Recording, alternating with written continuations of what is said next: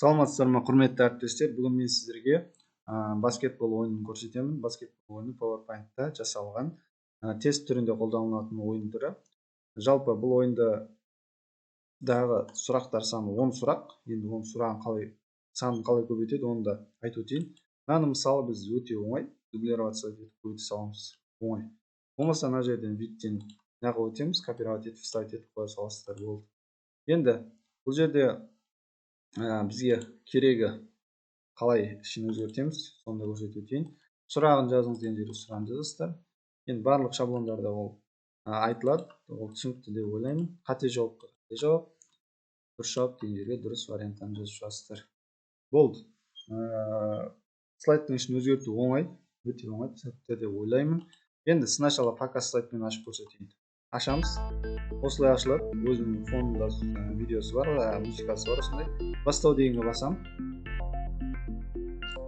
Енді мына жерде қате жауап деген басатын болсақ, осылай кетіп қалады. Мысалы, енді дұрыс жауапқа басатын болсақ, келесіге өткізу үшін мынаған бір рет басам, былай қате кетеді. Қате кетеді, мынау дұрыс. Келесіні өткізем. Қате жауапқа былай кетеді. Дұрыс жауапқа келесі тағы да сондай. Дұрыс жауапқа одан кейін тағы да келесіні өткіземіз.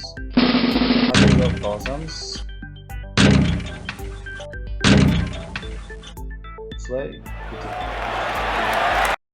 Енді бұл жерде сұрағын қалай көбейтуін айттым, сұрақты қалай жазады оны да айтып өттім. Жалпы ойын оңай, қиын емес, түсінікті, өзінің мынандай әдемі. Сабақтарыңызда қандай неде қолданасыз, ол өзіңіздің неңіз.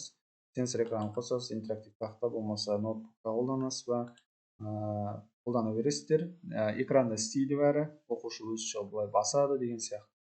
Жалпы ойын ұнаса видеоға лайк басыңыздар, достарыңызбен бөлісуді ұмытпаңыздар. Назарларыңызға рахмет.